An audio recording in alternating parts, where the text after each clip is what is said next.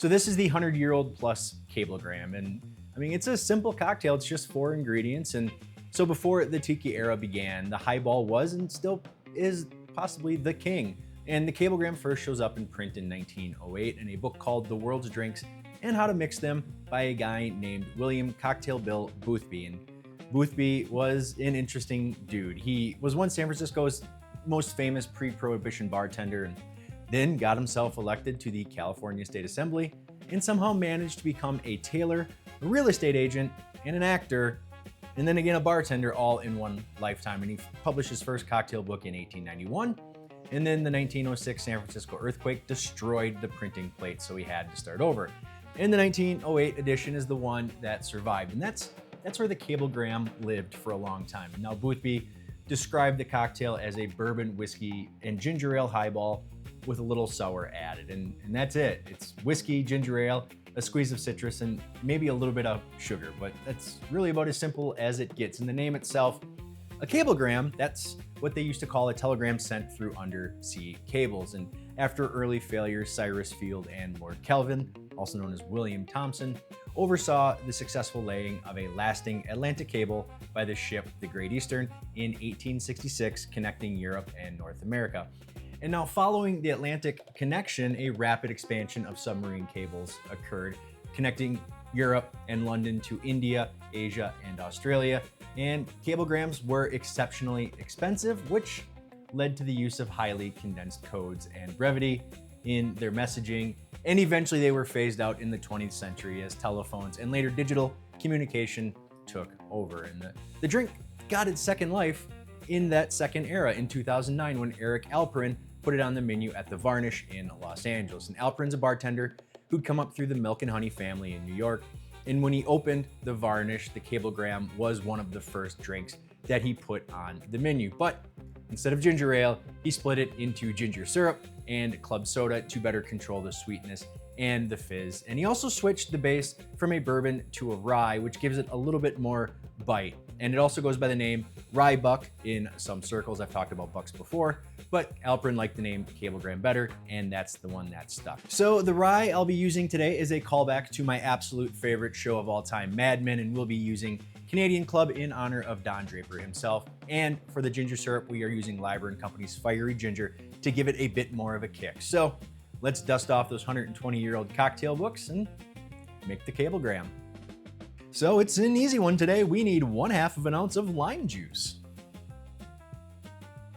and 3/4 of an ounce of ginger syrup, 2 ounces of a rye whiskey.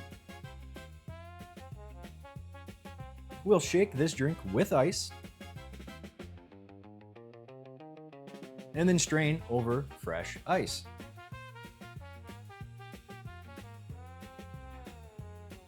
And we'll top the drink off with soda water, and the garnish is some candied ginger. And that, my friends, is the Cablegram. So yeah, it's actually pretty good. I'm not a whiskey guy. I've never been a whiskey guy. I've said before that I think whether the whiskey costs $10, $100, or $300, I think it all tastes like gasoline. And I know I'm gonna get some flack for using, kind of a mass-produced whiskey, a Canadian Club, but like I said in the tease or the open, I drink it because of Mad Men. I'm not a whiskey guy, never be a whiskey guy. I've tried. I like my cocktails. It's just not who I am. I won't drink whiskey neat. I needed a rye whiskey, and that's what they drank in Mad Men because of the 50s and 60s mass-produced items they were in fashion, and that's why they drank them, right? But yeah, that's what Don Draper drank. That's what Roger Sterling drank. So that's what I bought. But that's neither here nor there. The cocktail itself is really good. It's like I said in the tease, it's a rye buck. It is a rye mule, and I love ginger. Ginger everything is one of my absolute favorite flavors to use in cocktails. I just love it. I've said before that if I am being lazy and I just want a quick cocktail, I will have a Moscow Mule. Super easy. I have my home bar menu has 6 or 7 cocktails on it, and 3 of them are very ginger forward. A few of them even use Liber Co's Fiery Ginger Syrup. Now, you can use the regular ginger syrup that doesn't have kind of that real fiery kick like the Liber Co does. It's gonna make the drink a little bit sweeter.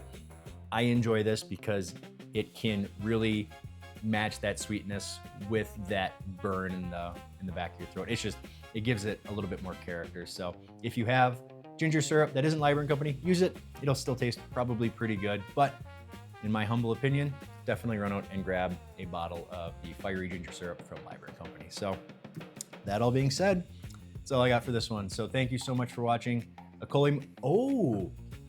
The contest. That's right. I completely forgot about the contest. That's why 95% of you are watching this episode. So dumb me, I almost forgot. So to find out the winner, let's send it out to field correspondent of the Vegas Tiki Show, future me, to find out the winner.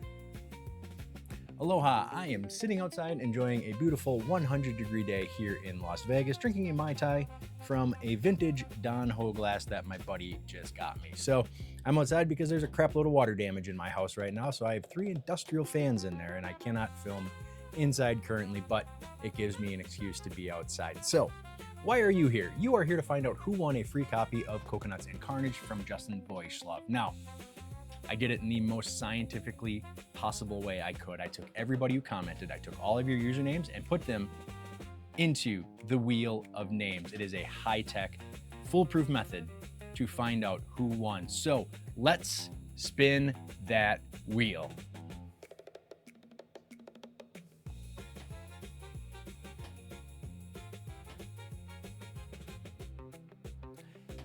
JBell017, congratulations so much. You are the winner of Coconuts and Carnage. You have 1 week to claim that prize. You can either email me at vegastikishow@gmail.com or you can direct message me on Instagram.